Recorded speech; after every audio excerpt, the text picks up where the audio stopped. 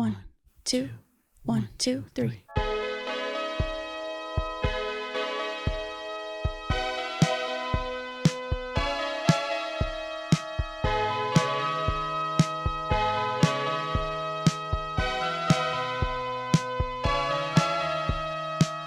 Hey listeners, welcome back to another episode. I'm Ricky. And I'm Brittany.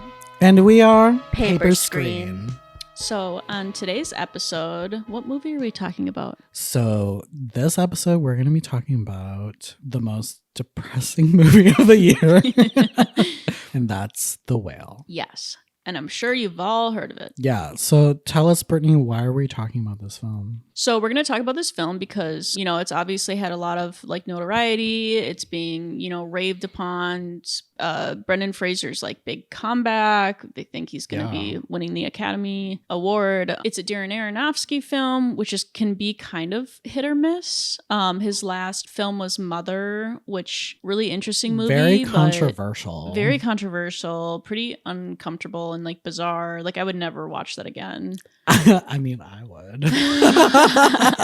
I actually like that movie. Yeah, but I do like a lot of his other films, notably Black Swan. Yeah, because we love Natalie. So yeah, this film is just like, we wanted to talk about it because I think there's such like a complicated themes in it. It deals with even just publicly how this movie is being marketed and how people are perceiving it. There's a lot of like issues with it being fat phobic. I will say I do think it's being marketed that way. But yeah, it's a really like, we had discussed the film. The theatrical trailer gave nothing away about it. No. And I think I had asked you, I was like, do you know like what it's about? Because I'm not sure if I'm going to see it. Well, okay, so I kind of researched what the movie was about, and basically it's, you know, Brendan Fraser, he's like this obese man, and he's trying to reconcile with his daughter.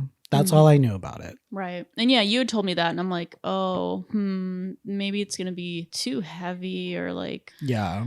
I also like have I think in 2018, I started working with a therapist on like eating disorder stuff. Depending on like how I'm doing that day or like whatever, I do sometimes try to avoid anything that's like touching that kind of realm at all. Yeah. But I will say, I think part of our discussion is going to be like, I have the perspective of someone who's been like rehabbed for this stuff. Oh. And so like, I'm going to have a different experience watching it than someone who has not done the work through their eating issues, their body dysmorphia, fat phobia, like all that stuff. So I saw it and I was like, holy shit. Like, wait, did you see this like around Christmas? Yes, I saw it, I think just a few days before Christmas, that Tuesday before Christmas. Okay. And yeah, we went to it. I'm not really knowing too much, but I was in a good headspace. So I was like, I can go to it. Like, I know I'm not going to like, you know, melt on the ground. Like, I'm in a good headspace. And then you were wrong. No, I was totally wrong.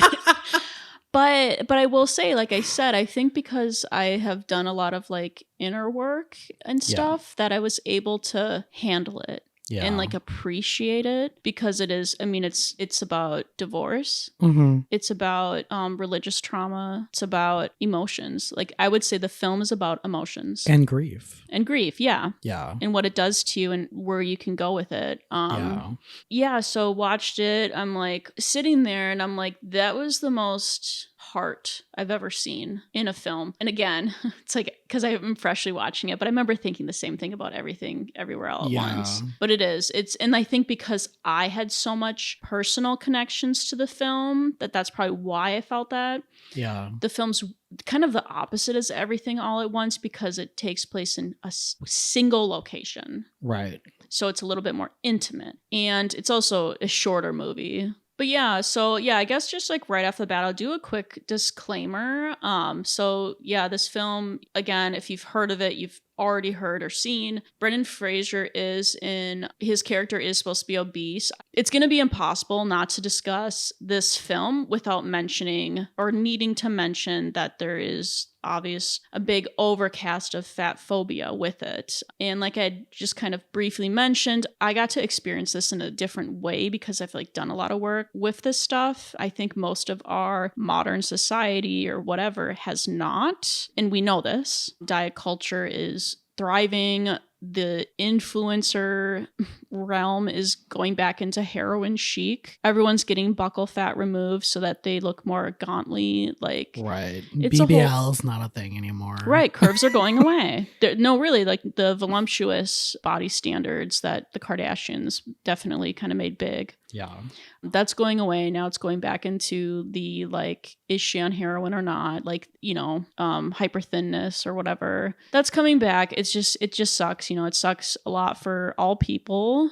And so the reason why, like, some people I think don't really understand what fat phobia means, because we've all been taught this perspective of, like, if you're overweight, you're unhealthy and you're going to have a premature death. Like, that's ultimately what it is, right? Right. Like, you make the assumption that the person doesn't feel good about the way they look, which is just simply not true. It's not true for everyone. People who are thin or quote unquote, like, have, like, the body standard that people think is acceptable, they're not happy with their bodies. So, like, right. You don't know how people think or feel. And I think the most important thing about understanding all this is like, you really need to understand that nobody cares what you think. So you don't need to tell someone, hey, I think you should lose some weight. Hey, I think you're fat. It's never literally ever been helpful. It leads to eating disorders. It leads to self-hate. Mm-hmm. You're also, like, especially like when parents do it to their children or loved ones of any sort, you're not being helpful whatsoever, because if there is a issue, like Brendan Fraser's character, Charlie, it's about emotional regulation. And that's a skill that you have to be taught, or you have to go back and learn if you weren't. Yeah. And a lot of us are not given, like, the emotional regulation, like, tools. Yeah. Because our parents don't have it, our grandparents don't have it. So when people are like, well, I don't get why being unhealthy is, like, supposed to be promoted now. And it's like, that's not what's being promoted. What's being promoted is accept other people's bodies, accept your own. Nobody asked your opinion. You can be fat and have completely healthy organs and everything. And you know what? Just because someone's skinny doesn't mean their insides aren't falling apart. Yeah. Like, people, that's the thing. It's so quick to look at someone who's quote unquote, like, fat and think they're unhealthy and then make assumptions. They're lazy. Mm-hmm. They eat too much. Mm-hmm. They're slob. And, like, all these, like, horrible thoughts about it, because we've been taught that, right? Right. When there are people who are thin, nobody's looking at them and thinking, oh, I wonder if they've been starving themselves and, like, their heart is having a lot of, like, stress on it. Like, mm-hmm. people don't realize, like, you can have hypertension and be very thin. Yeah. Like, there's just so much. So I guess I just really want to preface that. I would say, if you have not watched the film, if you have been bullied because of your body, this is going to be extremely triggering. Yes. Extremely. Personally, I do think the film teaches how much of a waste it is to judge others. Mm-hmm. And we'll talk more on that, but that's the disclaimer I wanted to give. And thank you for that. Do you ever get the feeling that people are incapable of not caring?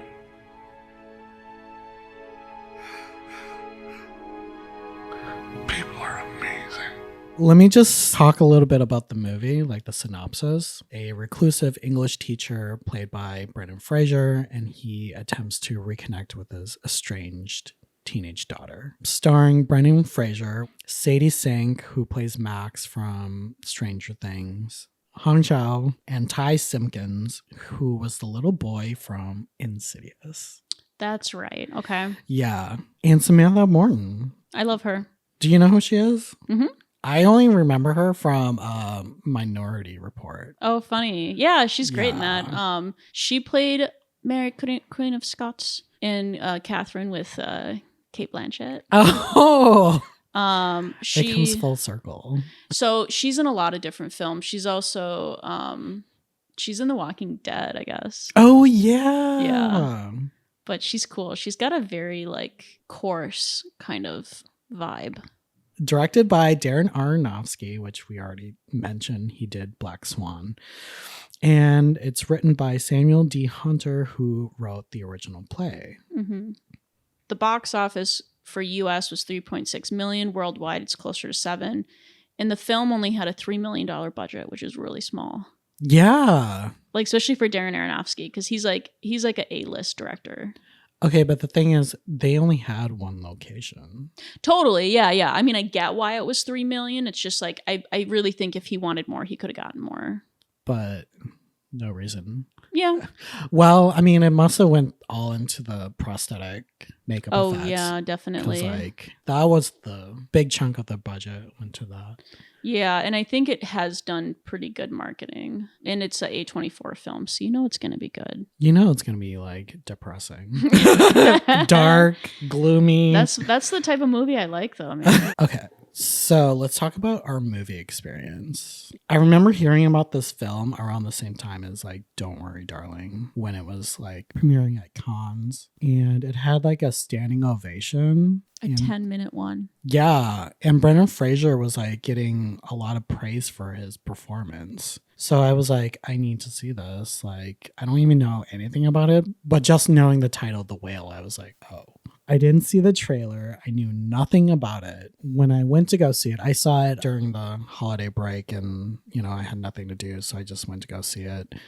And it was so depressing to watch. Like, I felt so torn, like, just in this movie theater. And, like, the audience was, like, super quiet, too. Like, there's not a lot of sound or anything in this movie. Like, so it's, like, super quiet watching it. But you can hear, like, the audience just, like, reacting. It was such a heavy movie. Yeah. I mean, I didn't cry, but there were times where I wanted to cry.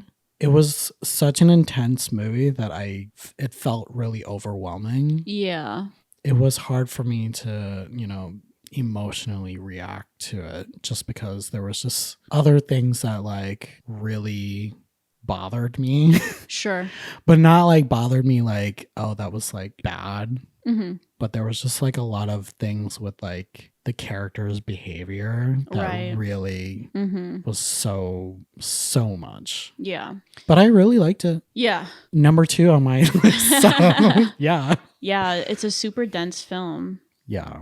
Yeah, so I guess we can kind of talk about, like, the initial things we liked. So I really liked that it was one location, 6 characters, which is Charlie, his ex-wife, Ellie, his daughter, Liz, his friend, the runaway teenage boy, and or a young adult, I don't know how old he is, and then the pizza man.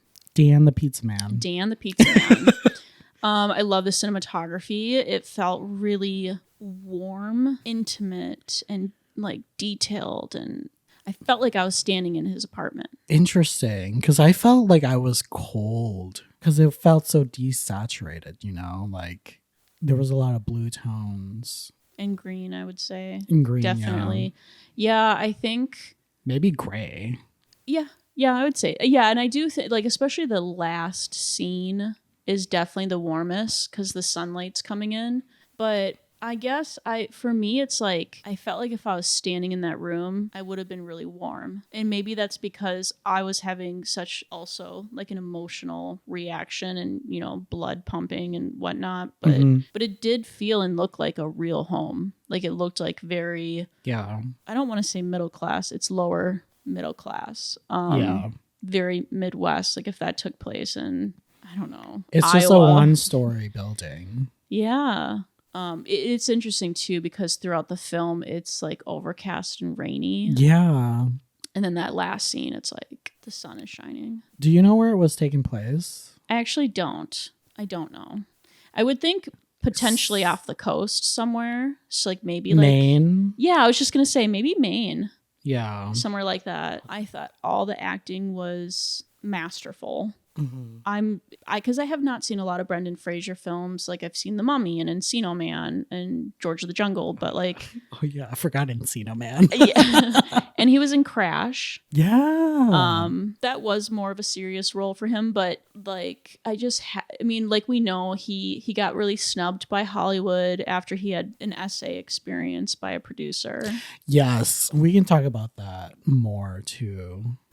Yeah, and so with Brendan Fraser, he had this sexual assault incident happen, and in an article from Upworthy, he describes the assault. So, trigger warning, if you want to hear it, skip ahead.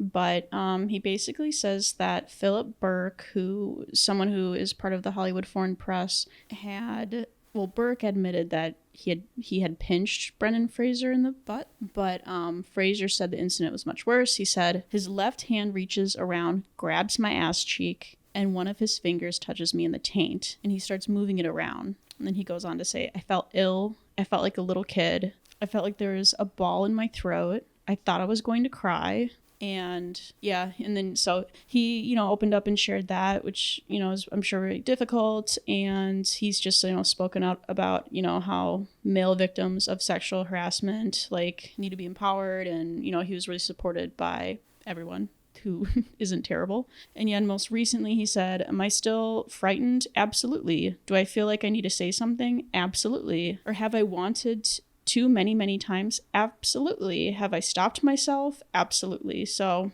I don't know. It's really nice seeing him, you know, like know that it's important to share these things and to not like let a predator, you know, get away with something, and then also like flag to everyone else like, hey, if this is happening to you, you got to say something and whatnot. But yeah, so that was like that was something that like happened, a part of like his kind of like, you know, kind of leaving the, I guess, A-list sort of spotlight for his acting career. But we're so glad he's back. We're so glad he's doing things. Brendan Fraser, the male actor of the year. I admit, I didn't really take him serious, like as a serious actor. I never thought he was a bad actor. I just have never seen him. And so it was a really cool experience, like seeing his range. And I thought I thought he killed it. Yeah, totally. This was shot in Newburgh, New York. Okay. But so we were pretty close, like Yeah. East Coast. Yeah. Maine. It does have that vibe. Yeah. That makes sense. So yeah, I guess if we can go ahead and maybe just start with how Charlie is set up. In the beginning of the movie, we kind of see him teaching a class over Zoom and his camera's like shut off, right? Mm-hmm. So we already get the idea that like he doesn't want to be seen. He's hiding from people. Yeah. He's a recluse. Mm-hmm. Yeah. I think right off the bat, especially because of his teaching class, you can tell he has so much like appreciation and depth and everything for writing and storytelling, but he clearly is dealing with a lot of shame. Yeah. And we don't really know why yet, you know. Right. You can make the assumption, oh, maybe because he knows people are going to judge him by his appearance. Or that his camera's broken. That's what I'm saying, because his camera's broken. And especially later on in the film when he does turn the camera on. And I can't wait to talk about that part. But that's when this, he's a Mormon, or they're not Mormon. There's something else. New Life or something. New Life Church. I'm not sure if that's real, but like a culty church, this boy comes and he wants to share the message of God or whatever. And Charlie is having cardiac arrest, right? Yeah. And this kid is like seemingly nice, but I mean, I don't know. But Charlie hands him the whale paper. He's like, please just read it. And he's clearly like something traumatic is happening with his body. Yeah. And this kid's like, what? Huh? And then and then Charlie reads it to himself. Or does that happen first? Does he read it to himself and have the cardiac? He's trying to read it. That's right. Yeah. Yeah. And my first thought was like, oh, does he have some type of anxiety? And this is like a coping mechanism. Like this later on, we find out because he's a writer or someone who appreciates writing, all that stuff. We know he's a professor. You find out it's his daughter's paper and he thinks it's a perfect paper. And it's just her review of Moby Dick. Right? Moby Dick. Yeah. And she titled it The Whale. And thank God for that too. Because at the end I had this issue where I was like, this better be his daughter's paper. It better not be his ex-lover. Because of how much the film is about his abandonment of his daughter, it was kind of one of those things where we really needed him to have like that redemption. You know what I mean? Like other than the things he's trying to do with her, knowing that he did carry something of her with him. Anyway. Yeah, so when he was reading that paper, I was like thinking, oh, that's like a paper that his partner wrote or someone's, not his daughter. Mm-hmm. But I was like, oh, this is like what's keeping him alive. Yeah, it's what's kind of keeping him moving forward. And I think that says a lot about, I'm like already going to start crying. Do you need a tissue? No, I'll be okay. And please, like, you don't have to edit around me crying or anything. Okay. I easily cry. Like, I just am that way. I spill is a good way to say it. But like the stuff with the daughter and the he's like grieving so much because of his lover that he just he finds himself completely worthless. And so he's like, I'm not worthy to be a father. Mm-hmm. I'm not worthy of like other people. Yeah. And that's like the ultimate thing of the film. And that feeling of like not being worthy and like hating yourself and everything is what causes people to be sick. You don't do meth because you're happy. Like you don't, he binge eats, which we see. It's a pretty hard scene to watch, but I mean, I thought it was portrayed really well because it is all emotion. Right. There's nothing wrong with eating. Eating is you have to do it, and it's a neutral experience. There's no good or bad food. Everything's neutral, actually. I mean, yeah, you shouldn't eat things that really aren't food, but that's a big part of like these issues we can build around, or, food and like shame. Right? The shame around what we've created with like this thing we're supposed to do. You're supposed to sleep, you're supposed to drink water. Like, but anyway, like, yeah, when Charlie binges, it is after he has this high conflict scene and that rage. It's a lot like with drugs. You don't want to feel these intense flood of feelings. And so he's channeling that into his binge. Yeah. And after you have a binge, and I'm talking about like the binge eating disorder, like when you binge, people like when I was younger, I remember hearing about, there was a girl who was part of a sorority and ate her entire sorority's food. Like you eat an impossible amount of food. And like he did in the movie, you get fucking sick. Yeah. And you either self-purge or your body, has to. Is this before or after the mom shows up? I believe it's because of how it ends with his ex-wife. Oh my God. And that part was him and the ex-wife was like just so real, I really hate you for putting me through this again. You know that? Those last few months before Alan, I'd come over here, shake him, scream at him, just trying to get him to eat something. God, that was awful. It was awful for me, too. Yeah, well, you weren't the one who had to identify his body all bloated. They wouldn't let me. I wasn't family. So let's rewind maybe a little bit, but so let's talk about like when we first meet Liz. Yeah. So she comes in response to his, I don't know if it's like a hypertension episode. He has congestive heart failure. I think this is when he finds out. Yeah. But I'm not sure if he's I think he was having a heart attack because of how much pain it was on that side of his body. But anyway, so we meet Liz. And this is the same day as like the New Life. Yes. So that boy's he's there. Still there. Mm-hmm. Because he's like trying to help Charlie. Yeah. So she shows up and she is kind of like the caretaker / friend. Yeah. Like his only friend that he sees ever in this house. And yeah, he's like, I'm not going to the hospital. You're not calling 911. My friend who's a nurse she'll come take care of me. She like comes and helps me out and da-da-da. Right. So then Liz shows up. She's like, who the fuck is this guy? Right. So red flag 1 with Liz. Why? I would say red flag because I think she isolates Charlie and I think she likes to isolate him. And I think she isolates him and wants him to stay isolated because he is the only thing on this planet that can understand her grief, because her brother is Alan. Her brother is Alan, and Alan was Charlie's lover. Oh my God. Okay. I am just realizing that now. Oh, you didn't know that was her brother? No. Yeah. Well, she was adopted. Was that must have been like really quick.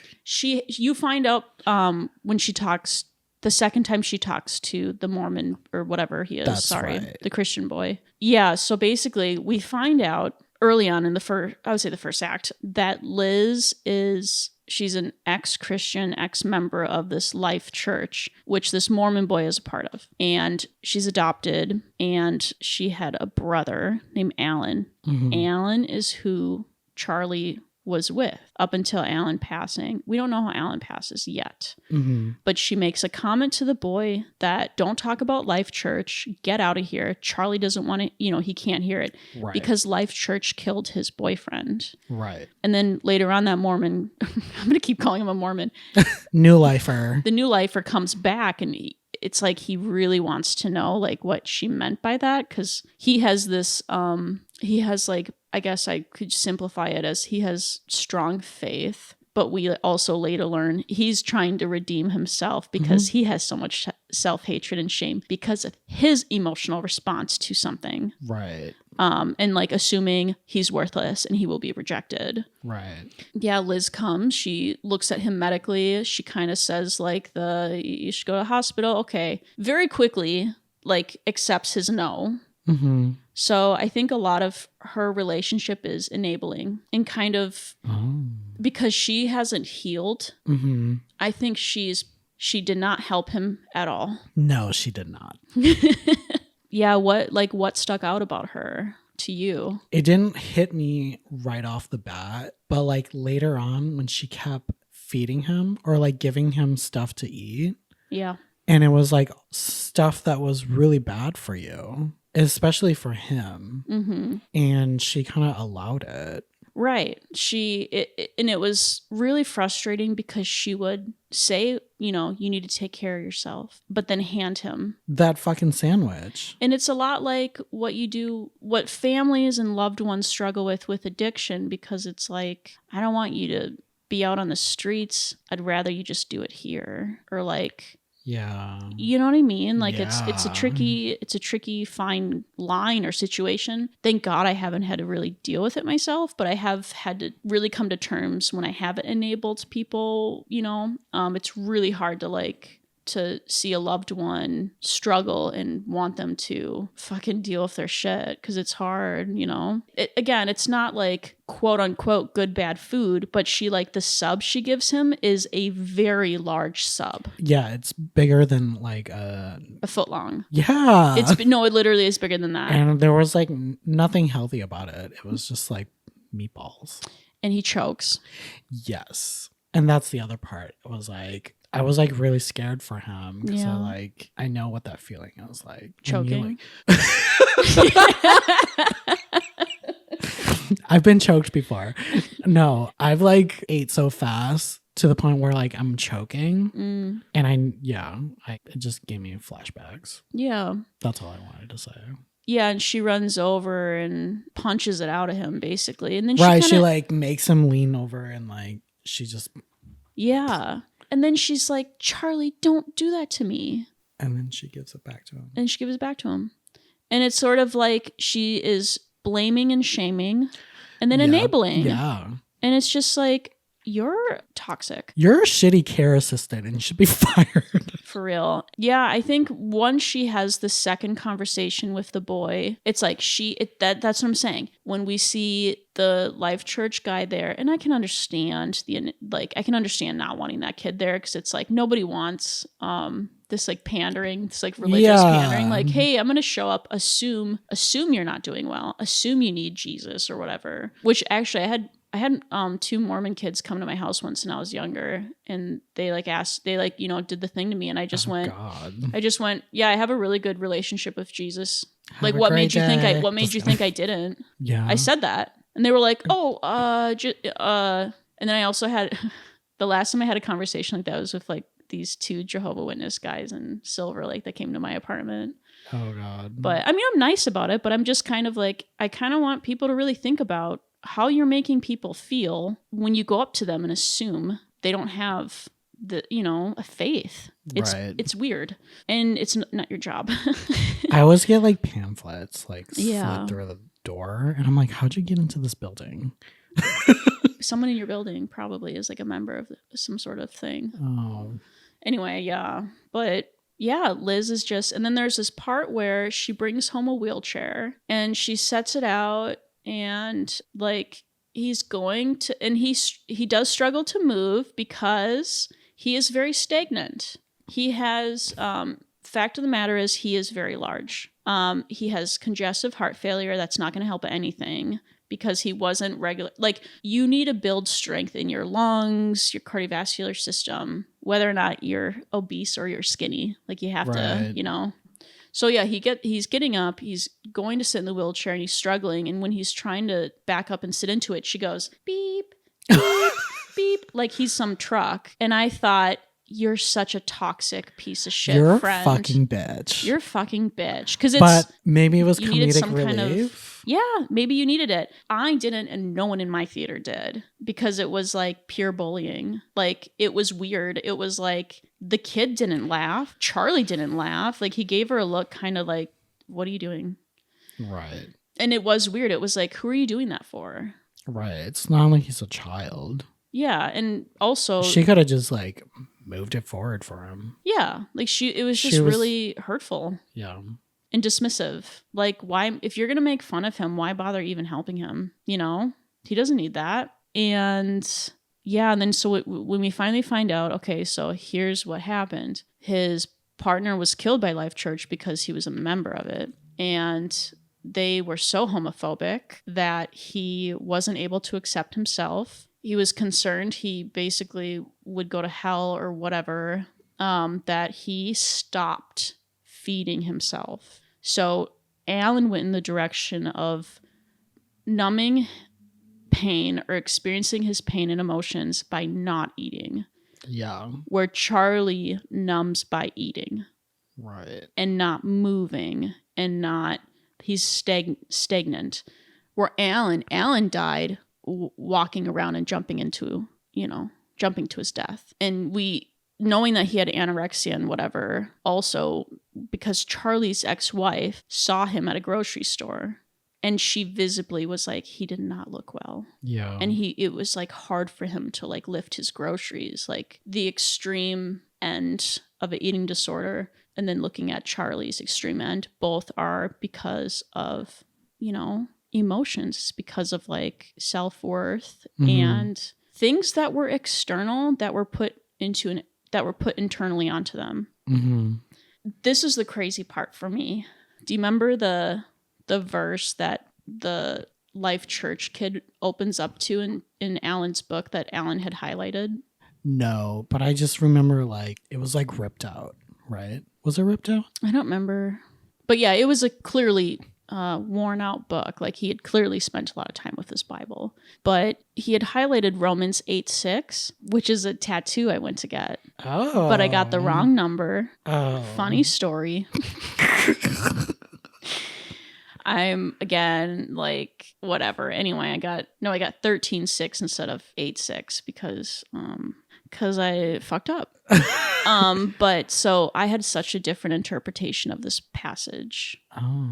So it goes, so there's different, I don't remember what translation it was in Alan's Bible, but Bible verses can vary. And that's also like a big issue with the Bible because it's not like in the authentic form. That's actually where like the homophobic stuff comes from, is just mistranslation in like 1946 or whatever. But even like the opening of the Bible, it's like if you picked one up at Barnes & Noble or something, it would say at the beginning of time. And the original Hebrew allegedly says in a beginning, and that completely changes the context of a book. In a beginning. Yeah. Okay, I didn't know that. Yeah, not a lot of people do, but it's really fascinating. But anyway, it goes something like this. Romans 8:6. The mind governed by the flesh is death, but the mind governed by the spirit is life and peace. Mm-hmm. So when I read that, I read it as like, be who I am, my spirit, right? Yeah. Don't be stuck on the flesh as far as I would actually say addiction, right? And then just things that don't really matter. Like, why suffer about if a stranger's mean to you? Why suffer from things that aren't going to matter to me when I'm dying? Yeah. That's how I interpreted that passage. But for Alan, he interpreted as the flesh part being his physical desires and whatnot, right? And he needs to live by the spirit, and he perceived to be, I have to do what God wants of me. And that is a big thing because I mean, oh my gosh, there's a guy I saw on TikTok he's a Christian, and he's literally gay, but he will not be gay because it's against God. Is he light skinned? He's black. Is he mixed? I don't know. Blue eyes? No, not that guy. I know you're talking about. No, it's not that guy. No. It's someone you wouldn't know. It's like whatever. And I watched, I think he might have done a Jubilee thing, but there was another black gay man who's out still a Christian and everything. And he talked to this guy because he's a lot younger. And I mean, clearly it's like a reflection of one another, right? Yeah. Like both Christians, both Black, both gay men. He said something to him, like he was so gentle and empathetic. He said something like, I really respect that you want to like follow the path of your faith, but at the same time he made it very clear that like that's interesting. like he didn't dismiss him. He didn't say like no, that's messed up, you're gay, like you can't, right, like you can't enable, like he didn't make the person feel, I don't know, the way he said it, you could tell he was speaking from experience, but like in a loving, compassionate way. Anyway, yeah, Liz is telling the stuff about him. Basically, he lost the will to live because he wasn't being himself. When you go through hardship and grief and mental illness and addiction, all of that, you feel isolated and then you become isolated. And it's just really tragic. Yeah, and it's really sad. And like Liz is like, I mean, she's visibly angry quite frequently. She is completely broken. Mm-hmm. It is nice when you see her and Charlie connect in like this very raw, emotional way. Yeah. But it's just like to their demise that neither of them were able to. But not a lot of people know how to grieve. We also see her like smoking. Yep. By the window. And she's a nurse. Yeah. It's like very contradicting as a person. Like you're supposed to be like a caretaker, but here you are, you're just smoking in his house. Yeah. Well, I mean, technically by the window, but still. You're inside. Yeah. And when she sees his daughter there, she's like, what is she doing here? Yeah. And I'm like, bitch, get the fuck out. Don't you dare. You know what I mean? Don't talk to my daughter like that. Yeah. Like, it's so messed up. And again, it just says it's like she can't be threatened by someone else taking space. Right. You know, like she needs him. She doesn't have her brother. I think her being adopted and it being this like culty Christian family and stuff, like she doesn't have a family. Yeah. Her brother's gone. Maybe she's isolated herself. Because she's adopted. Yeah, probably. Like not really ever fitting in. Right. At least her brother, being gay, gave her something to connect with as far as like, we're not a part of this community. We're not accepted in this community, really. Yeah, but anyway, so like, yeah, let's enough about her. I will say, I think her goodbye to Charlie it was really sad. That moment where they're on the couch together. Yeah, and like Ellie's there and like it's kind of like she's like, I'm not leaving you, Charlie, and he's like I need to talk to my daughter. Yeah. And then she knows he's not going to be alive. This is the last time she's going to see him, and she just goes, I'm just going to wait downstairs. But I don't know, it was really sad. But is she actually? Like, do you think she just she was like, bye? No, I assumed she would have stayed so she could call 911 and have his body picked up and stuff. Yeah. You don't have to be angry at the whole world. You can just be angry at me. Okay, you know what? You can't throw me away like I'm a piece of garbage and then suddenly just want to be my dad 8 years later. You left me for your boyfriend. It's that simple. And if you've been telling yourself anything different, then you're lying to yourself. I do wanted to talk about the tray of apples that he leaves out the window. I didn't know what that meant. I took it as it was like that little bit of him that's trying to care and connect with the outside. And I think it's part of the reason his daughter smashed it. Oh. Because it's like, you can put something out for a bird. But you can't help me. But you abandon me. Yeah. And she has all of her feelings make perfect sense. Yeah. But yeah, and then he like wants to make sure this bird's fed. He wants the bird to come back. I thought that was so sweet. It was very sweet to do that. It's such like a beautiful thing when we do little gestures like that. Like Bunny's like obsessed. She's got this like unofficial squirrel. I think, what is she named? Yeah, but she her soon to be, I think, brother-in-law made like a little squirrel picnic table, but she's got a whole thing on her deck. I was like pet sitting for her just for like a couple days, but I had to put nuts out for Petunia. I think the oh my gosh, I know, it's so funny, but it does mean a lot, you know, like you want others to be taken care of. Yeah. And there's something also about like he doesn't have to interact with the bird. He can be safe inside and watch and, you know. And then he'll notice like, oh, the bird has come because like the apples have been eaten. Yeah. And that's, I mean, Charlie really truly is so recluse and he doesn't want anyone to see him or speak to him or whatever, or not speak to him, but see him or interact with him and come into his home except for Liz. That he straight up like has the pizza man, he calls him frequently, clearly. Because that movie takes place in like 4 or 5 days. A week, right? A week, yeah. Monday, Tuesday, Wednesday. And the pizza man comes there 3 times, I think. I think it was twice. Because he's always coming and he's like, are you okay? Like, right. He's like always checking up on him. And then like the last time he comes, he's like waiting. Yeah. Just so fucked up. When he sees him, he scoffed. Yeah. And I was like, I like turned to my partner and I was like, that is so like that would never happen. And then that's when he goes on his like binge eating scene. Because he had just had this tremendous argument, this really, really vulnerable conversation with his ex-wife that didn't go well. He orders pizza. This fucking man, like, it's like such like an invasion. Yeah. It's weird. And like he had more or less some sort of trust in this pizza guy because he was a regular customer. It was always left the money in the mailbox.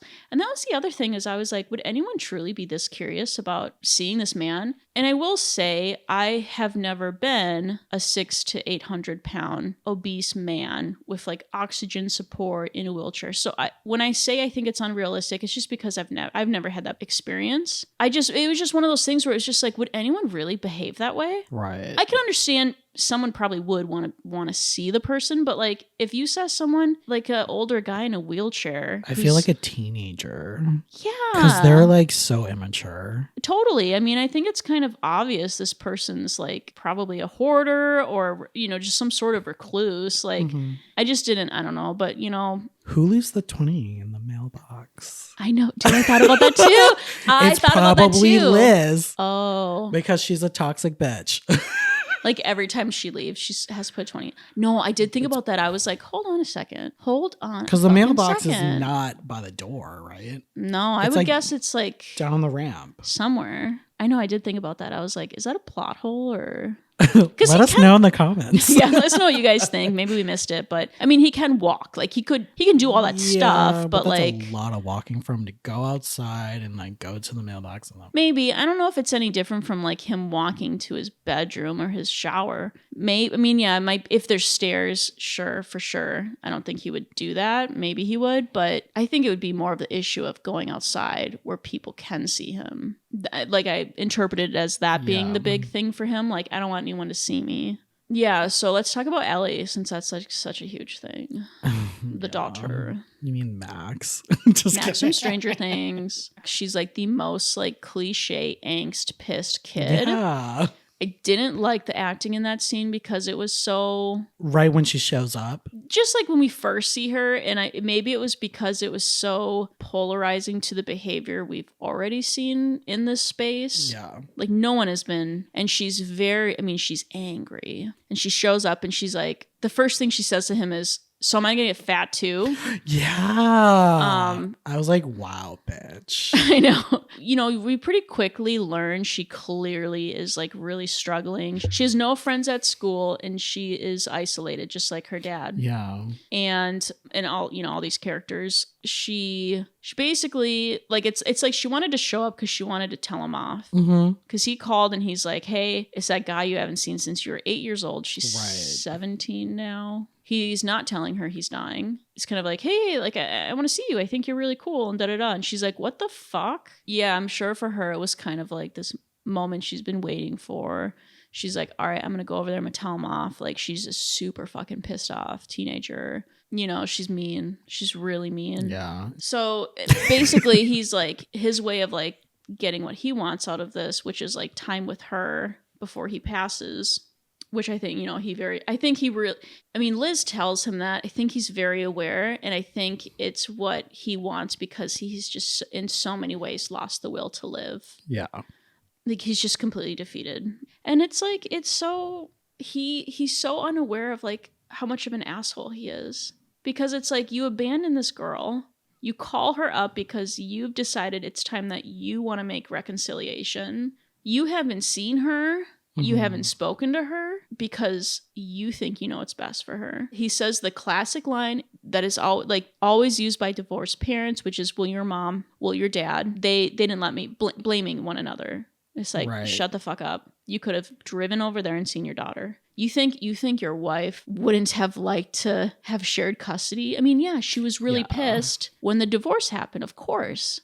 She was like, it's like he's acting like everything's fine. And for her, it's like extremely jarring. It's like, where the fuck have you been? She shows up. It's like he can't move. And that was like one of the big things for the film. So basically he's like, I'll give you $100,000. I'll help you with like your school stuff because she's struggling. He's a professor. She doesn't even know he's a professor. Right. Like, that's how estranged they are. She's kind of like, I don't know. She's kind of calling bluff. Like, she's just like, But she's also like, well, I mean, who wouldn't want the $100,000? Right. But again, and how does she even know? She's gonna get that money. She doesn't really know, but she's a kid. Kids are naive. Old enough to know. That was another thing is, so she basically is like standing at the door and he's saying all these nice things. He's acting like, randy dandy. I think you're a cool kid. We can do this fun stuff together. I'm going to give you a bunch of money. We're going to have a father-daughter moment. Yeah. And she's like, walk over to me. Oh, yes, that scene. And when he does try to, he struggles and he collapses. And she is like, clearly like thinking, I think you could look at that and think she was thinking you're pathetic and leaves. Yeah. I don't think that's what that was. I think it was, I asked you to do something for me and you didn't do it. Wow. I think it was like that's what it really was. Cause it's kind of like, you didn't make the effort to be in my life and you can't walk over to me. Cause he can, like, what does he do? He's not wearing a diaper. He's not like he can walk. And I think he didn't because he still feels so unworthy. And I think she like disarms him just being in his presence. Yeah, totally. Dude, that scene was so hard for me to watch. Just like him struggling and getting up from that couch. So uncomfortable. He's like literally sunken into that couch. Yeah. And then like he breaks that like side table. I was like, oh my God. Yeah. A lot of those scenes are so uncomfortable. Yeah. But she comes back. Well, he falls to the floor, doesn't he? Straight up. And she just leaves. She just looks at him with so much disdain and leaves. The Life Church kid shows up despite being like told off by Liz, and him and Ellie like connect because Ellie drugs her dad. Yeah. She's just what kind of pills? Xanax? Oh. Xanax or Ambien or something. I think it was Ambien. Yeah, and I can't remember what they got into a fight about. What was it? Because he kept pressing her to like, he was like pushing her to write papers, to share her, to be like expressive and stuff, and she's just kind of over it. Yeah, she like makes him a sandwich or she says she's hungry. She's making a sandwich. But she gives him something. Oh, she puts it in the sandwich. Yeah. She's like, oh yeah, she's playing with a knife. Yes. So he's saying stuff to her. I wonder if it was when he was saying stuff like, you are such an amazing person, Ellie. Because he says that a lot to her. Mm-hmm. He's like, you're an amazing person and stuff. But yeah, then you see that she's carving the knife into like, and she doesn't know she doesn't even know she's doing it. Again, she's not able to emotionally regulate. Mm-hmm. Her mom's an alcoholic, single parent. She's drained of all energy. Like the mom is like, she's struggling. Right. Her dad is this absent person who, and it kind of is gaslighty to come back into someone's life and just be like, you're an amazing person. Hey kid, you should know. Why are you down? You're an amazing person. And not acknowledging, of course she's fucking down, dude. You abandon her. She's a teenager. Mm-hmm. Like, you knew your ex-wife. Like, I'm sure you know that she's an alcoholic, you know, like, so it's stuff like that where he's just he doesn't realize like how, it's like people always have good intentions. And it's so hard to realize like how dismissive our good intentions can be to another person. I also, like, one of the big things for me is he says like, you're so beautiful. And I'm like, that's like the worst thing. That's the last thing a daughter wants to hear. It's so hurtful. Why does that matter? And it's kind of cringy. It's cringy because you're like, he hasn't seen her in a long time. Like, it sucks because it's thinking and saying that the way you look matters, and it doesn't. And Allie sure as fuck doesn't care. You abandon her. She don't fucking care if she's pretty. So it's like shit like that, like good intentions, but it's like, dude. Right. But you know, he's probably saying it to her because he doesn't feel beautiful, or maybe. I don't know, or just because that's what people think girls always want to hear, or women want to hear, is like, you're pretty. Or what did you think about Ellie exposing the kid to his family, like telling them, hey, your son's here. He ran away because he feels bad about the $2,000 he stole. She kind of like more or less did a really nice gesture and like rescued this kid who has ran away from home. Right. What was your like thoughts about that? I didn't really have much thought about it, but like I didn't know that's what she was doing. Right. That like she was like trying to send him back home, you know? Yeah, I didn't either. And I understand that that's what she was doing, but my first reaction was like, wait, you don't think she's like just trying to get him in trouble, or like... Yeah. And I didn't know if she had other intentions. Like, does she like actually like this boy, like attraction wise? Because she says like, I'm not attracted to you. You're like not attractive. Maybe to my dad. Yeah. I think that like what was special about that whole thing was they're both isolated, like young people. Yeah. And like we'd heard that she doesn't have any friends and she's like a bully and stuff. And it was like she seemed genuinely really happy to have his company. Yeah. Because she like stops him from like leaving. Yeah. And she's trying to be really like clever. She's like a pusher. She's like, I'm not gonna tell you.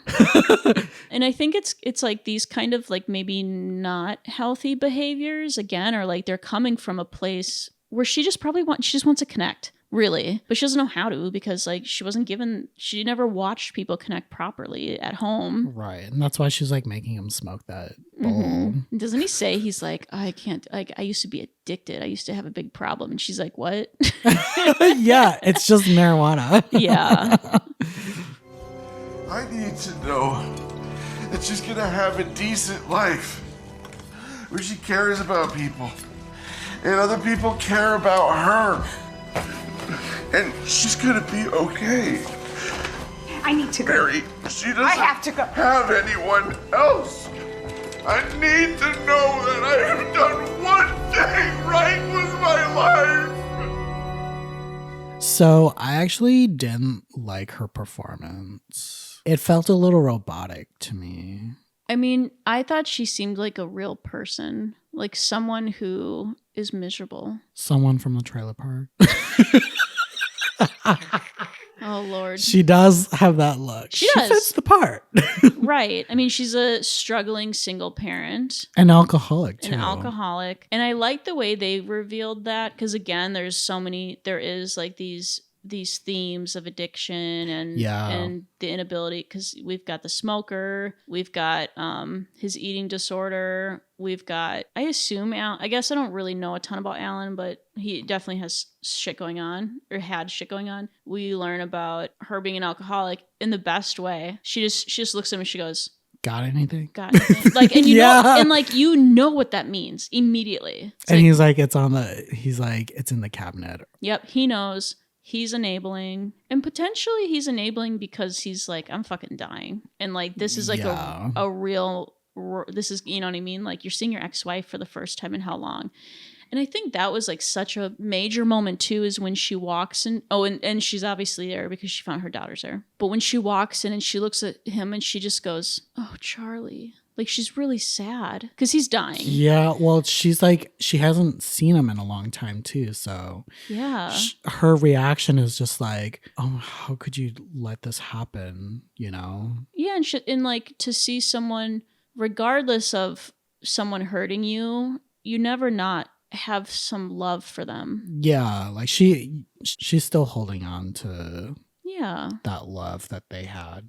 Yeah, I think it can be a little bit, maybe a different kind of experience when your partner is gay. When they were like closeted or just queer or whatever, like it's different because it's not necessarily a rejection of her. That's how I perceived it, was like it's probably a little bit easier to swallow if it's that sort of circumstance, because it's not as if you can go, oh, I could have done something different. You couldn't have, because you're not a man. Mm-hmm. You know what I mean? I don't know. That's what I think. But yeah, it was kind of like cool seeing like what I liked about their performances and their characters is they really seemed like they were like you could tell they had a relationship, because it was so easy for them to talk. What I liked about that scene too was it felt like a play. Mm-hmm. Just the camera movements and stuff, how they kept moving to one spot to another. That was like the moment in the movie that was like play. Yeah. Which I liked. Yeah, and it's like they kind of start off this conversation by like this sort of like, I'm going to kind of unload on you. Then she's kind of also this sort of defeatist thing where she's like, you've met her. This child is horrible. And he's doing the weird kind of dismissive thing where he's like, she's amazing. We can't let her forget she's amazing and blah, blah, blah. At some point, the real emotions come out. And I don't know what triggered that. Like if they said something. Hers? Yeah, like when she was just like, dude. When they start to like yell at each other, like when they get pissed. Oh, it's the money. That she knew about the money. She didn't want him to just hand her daughter the money. Oh yeah, and even just like, if we're gonna talk about the money, Liz's reaction about the money was like she was mad. Right. You and know? Then she was like basically saying like, oh, we could have used that money to like go to the hospital to take care of you and whatever. Yeah. Anyway, yeah, exactly. Fun fact. Yeah. Well, not really a fun fact, but apparently this movie is supposed to take place in 2016. Oh, why? Because when Charlie's watching the news, it shows the 2016 presidential campaign. Oh, interesting. Between Marco Rubio and Ted Cruz. Mm. Or not between them, but like they're mentioned, and that's implied that it takes place in 2016. Interesting. Yeah. Yeah, but so then that was like that's like the big moment in the movie, right? Where like him and his ex-wife start arguing. Yeah, and you're kind of like given this opportunity to feel her pain and her struggle. That's that part. I think it's in one of the trailers now, but he's like crying and he's so emotional, and he goes, basically, I want Ellie to be the one legacy, like the one thing I did right in my life. Yeah. And again, it's sort of like, well, dude, you've been fucking gone. Like, it's great. I mean, but it sucks. It had to take your life. It had to take dying for you to like figure that out. Yeah. But maybe, I mean, he was saving all this money, all this time for her. So he must have known. I mean, I'm not going to be able to save any more money for her, but this is it. Like, this is the time to do it. Yeah, so fucking intense though. Yeah. But they had great chemistry. Like, it's cool seeing like all these like, I'm going to just say, because that's the thing too, is like, I've heard this before that most people will never really tell people how they feel, especially the parent-child relationship. And like Ellie does it in her own ways. I mean, I don't think she's totally vulnerable at all. Yeah. Because it's like she's masking sadness with rage and stuff. But yeah, I don't know. It was just really neat. But, oh, really quick. Your face. When he shows himself to his class. Oh, yes. Yeah. Girl. Oh my God. I was not ready for that. I was like, oh my God, he's doing it. Yeah. Which is cool. I mean, it was cool. Because he got so frustrated and he was just like, I want people to be true. I want honesty. Like, he had asked his class to do that. He's kind of like, yeah, I think, and I hear a lot about that, like hospice workers saying, you know, and people know that they're dying, and when they get close to the end, they really are able to identify what matters. Yeah. And he's just like, hey, like, you're students. I'm not going to fuck around anymore. Be honest. Right. Like, live your fucking life. Like, write, you know? He's like, this is the last session. Just write whatever you fucking feel. Like, be honest. Yeah. He turns on his camera, and then he like literally like shows his entire, like he moves the camera. Yeah. Shows his legs. And the student, like, a couple of the students are like acting like shocked. And then there's some people who are like snickering in the back. Taking I don't know pictures. are they? One of them I know was to head the cell phone out. And that was, again, it was one of those things where I was like, I think if my teacher turned on the camera and I saw that they were just like obese, like, okay. Like, we're in America. Like we have like all different sizes of bodies. Like, I don't know. I didn't think it was maybe him having if he had the oxygen thing in, sure. Yes. Because that I mean, clearly signifies illness. But I think the biggest thing about it is just him showing, like, he's moving the camera around his body. He's like scanning the camera like around his, Yeah, because that's the one thing where I'd be like, this guy's nuts. Like, what the fuck? Yes, exactly. But that is close to the end, because then he takes the laptop and like breaks it in half and throws it across the room. And that's when Ellie comes back. She's like, why'd you do that? Ellie and Liz, right? This is like the end. Liz comes back first. And she's kind of like looking around like, what the fuck? And then Ellie comes. And maybe that was part of the students' reactions, is because he looks sick. He starts to get really pale, maybe. And he's sweating. He's sweating a lot in this movie. Yeah. And Liz is, she's kind of being really like, oh, Charlie, like, and like, she doesn't want him to die. Of course she doesn't want him to die. Even though she's basically walked him to his grave. And then Ellie comes, and it's kind of like, don't you take this away from me. Ellie's like a rival for Charlie's time. Ellie comes storming in with the paper. Oh, right. Yes. And she's like, what the fuck is this? Yeah. And she gets an F, I think. Yeah, she failed. Because he submitted her actual paper, right? Because he thought, no, like, you're a good writer. Like, I don't need to write your shit, right? Something like that. Yeah. He's like, it's an amazing essay. Yeah. You're an amazing person. You're beautiful. And then, him and Ellie, like, fucking hell. Oh, you're going to cry. I can see it. No, I'm not. Well, yeah, it's like, she's like, because she's like, he's dying. And she's like, what? Because for her, it's like, hey, man, like, I didn't get any time. Even though she's pissed, it's like, that's traumatizing for anyone to see someone dying, especially your father. Okay. But she does say, just fucking die already.